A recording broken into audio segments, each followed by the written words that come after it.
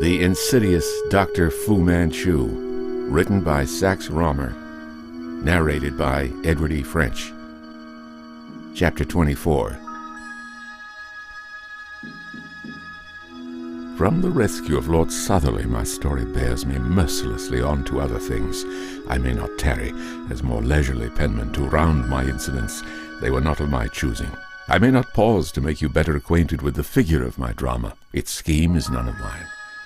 Often enough in those days I found a fitness in the lines of Omar. We are no other than a moving show of magic shadow shapes that come and go, round with the sun-illumed lantern held in midnight by the master of the show. But the master of the show in this case was Dr. Fu Manchu. I've been asked many times since the days with which these records deal, who was Dr. Fu Manchu? Let me confess here that my final answer must be postponed. I can only indicate at this place the trend of my reasoning, and leave the reader to form whatever conclusion he pleases. What group can we isolate and label as responsible for the overthrow of the Manchus? The casual student of modern Chinese history will reply, Young China. This is unsatisfactory. What do we mean by Young China? In my own hearing, Fu Manchu had disclaimed with scorn association with the whole of that movement, and assuming that the name were not an assumed one, he clearly can have been no anti-Manchu, no Republican. The Chinese Republican is of the Mandarin class, but of a new generation which veneers its Confucianism with Western polish.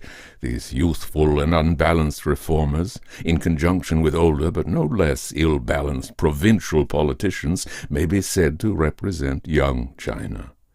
Amid such turmoils as this we invariably look for, and invariably find, a third party. In my opinion, Dr. Fu Manchu was one of the leaders of such a party. Another question often put to me was, where did the doctor hide during the time that he pursued his operations in London? This is more susceptible of explanation. For a time Nayland Smith supposed, as I did myself, that the opium den adjacent to the old Radcliffe Highway was the Chinaman's base of operations. Later we came to believe that the mansion near Windsor was his hiding place, and later still the hulk lying off the downstream flats. But I think I can state with confidence that the spot which he had chosen for his home was neither of these, but the East End riverside building which I was the first to enter. Of this I am all but sure, for the reason that it not only was the home of Fu Manchu, of Karamani, and of her brother Aziz, but the home of something else, of something which I shall speak of later. The dreadful tragedy, or series of tragedies, which attended the raid upon the place will always mark in my memory the supreme horror of a horrible case. Let me endeavor to explain what occurred. By the aid of Karamani, you have seen how we had located the whilom warehouse, which from the exterior was so drab and dreary, but which within was a place of wondrous luxury. At the moment selected by our beautiful accomplice, Inspector Weymouth and a body of detectives entirely surrounded it. A river police launch lay off the wharf which opened from it on the riverside, and this upon a singularly black night, than which a better could not have been chosen. "You will fulfill your promise to me?" said Karamani, and looked up into my face.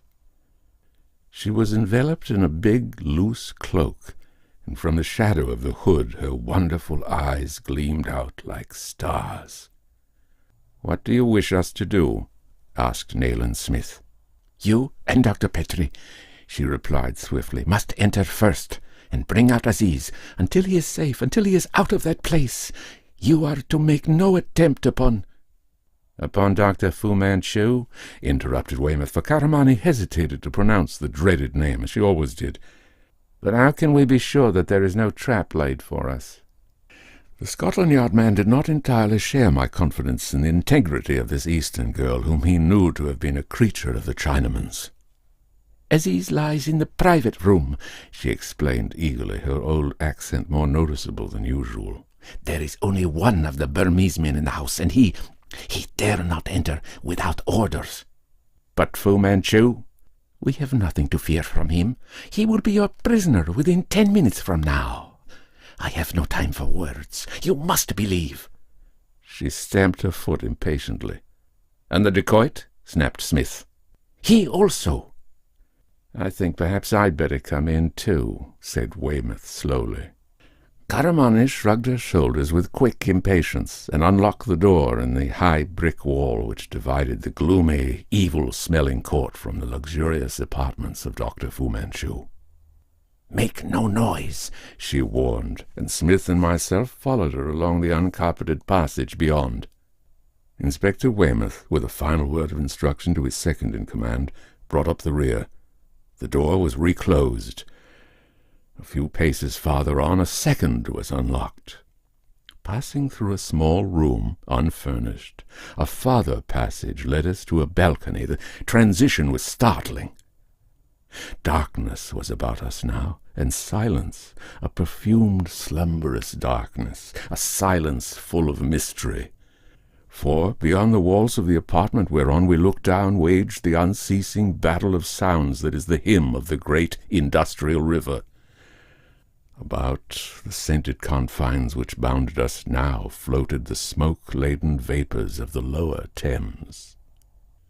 From the metallic but infinitely human clangor of dockside life, from the unpleasant but homely odours which prevail where ships swallow in and belch out the concrete evidences of commercial prosperity, we had come into this incensed stillness, where one shaded lamp painted dim enlargements of its Chinese silk upon the nearer walls, and left the greater part of the room the darker for its contrast.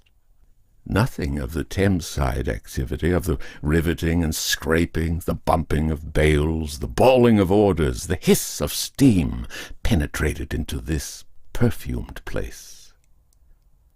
In the pool of tinted light lay the death-like figure of the dark-haired boy, Karamani's muffled form bending over him. "At last I stand in the house of Dr. Fu Manchu," whispered Smith. Despite the girl's assurance, we knew that proximity to the sinister Chinaman might be fraught with danger. We stood not in the lion's den, but in the serpent's lair. From the time when Nayland Smith had come from Burma in pursuit of this advance guard of a cogent yellow peril, the face of Dr. Fu Manchu rarely had been absent from my dreams, day or night. The millions might sleep in peace, the millions in whose cause we labored, but we who knew the reality of the danger knew that a veritable octopus had fastened upon England. A yellow octopus whose head was that of Dr. Fu Manchu, whose tentacles were dacoity, thuggy modes of death, secret and swift, which in the darkness plucked men from life and left no clue behind. "Karamani," I called softly. The muffled form beneath the lamp turned, so that the soft light fell upon the lovely face of the slave girl. She, who had been a pliant instrument in the hands of Fu Manchu, was now to be the means whereby society should be rid of him. She raised her finger warningly, then beckoned me to approach.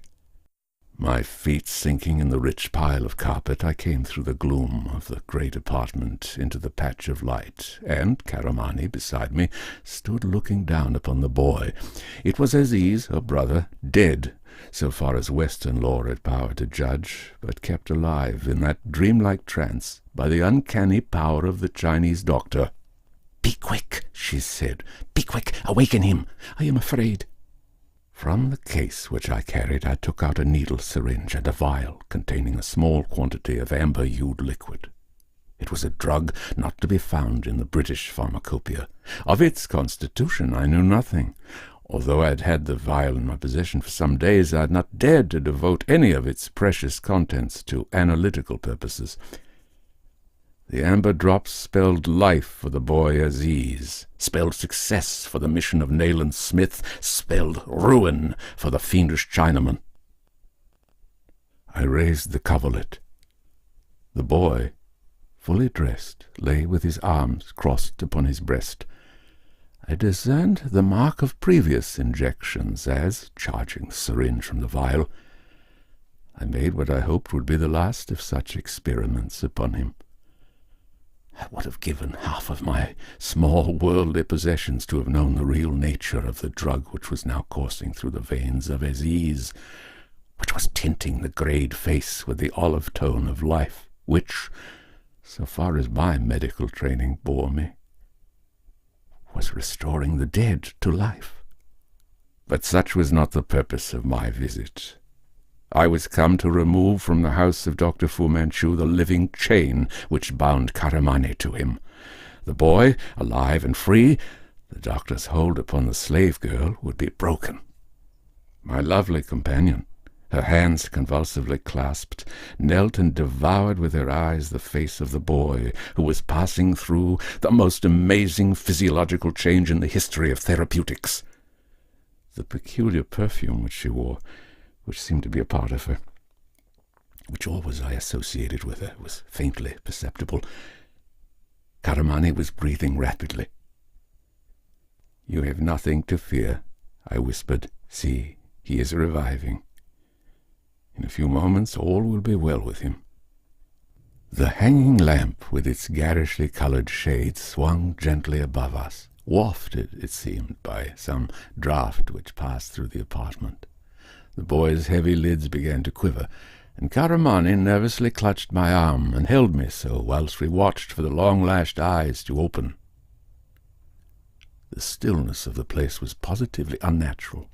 It seemed inconceivable that all about us was the discordant activity of the commercial East End.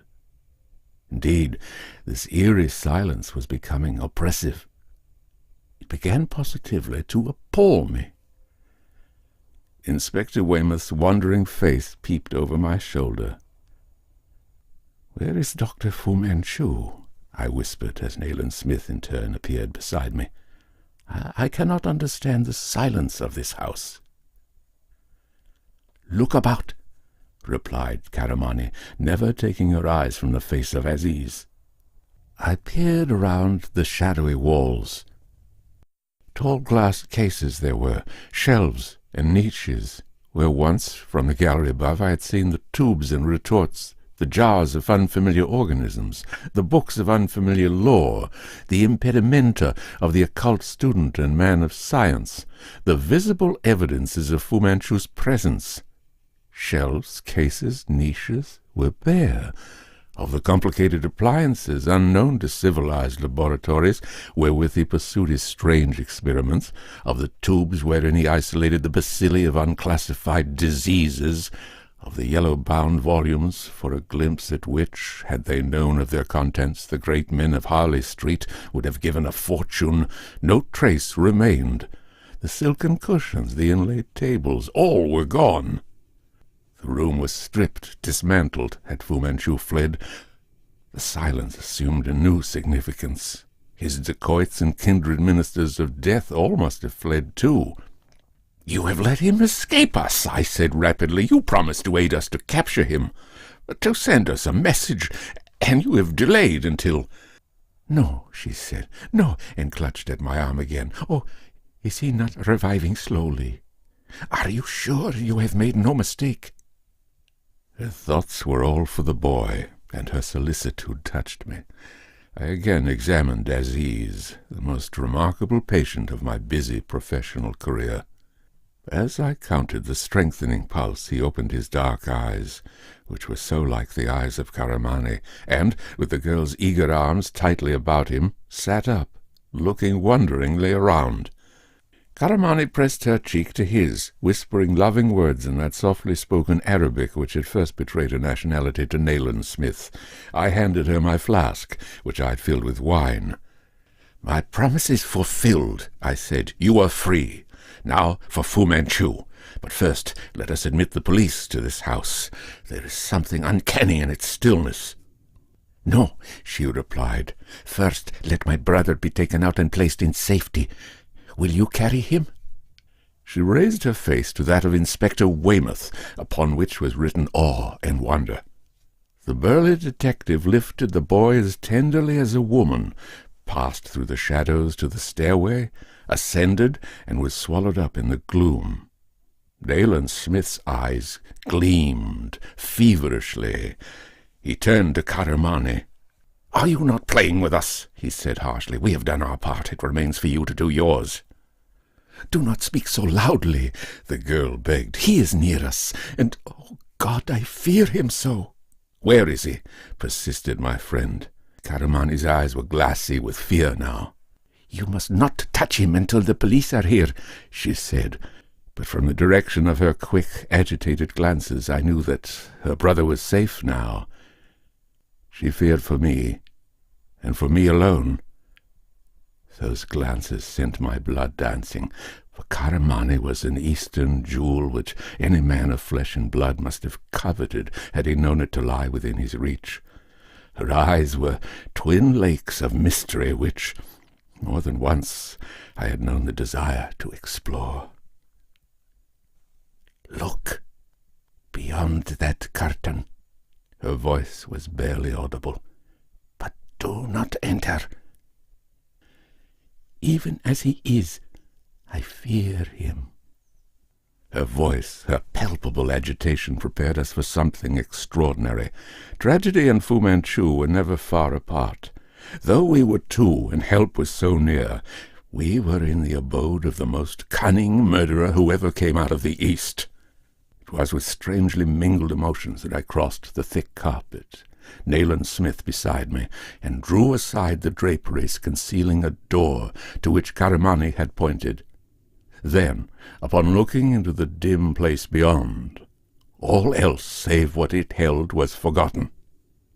We looked upon a small, square room, the walls draped with fantastic Chinese tapestry, the floor strewn with cushions, and reclining in a corner where the faint blue light from a lamp, placed upon the low table, painted grotesque shadows about the cavernous face, was Dr. Fu Manchu. At sight of him my heart leaped and seemed to suspend its functions, so intense was the horror which this man's presence inspired in me. My hand clutching the curtain, I stood watching him. The lids veiled the malignant green eyes, but the thin lips seemed to smile.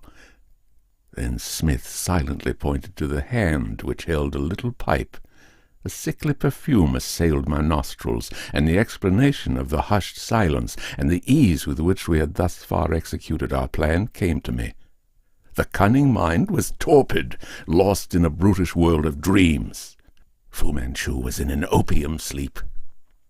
The dim light traced out a network of tiny lines which covered the yellow face from the pointed chin to the top of the great domed brow, and formed deep shadow pools in the hollows beneath his eyes.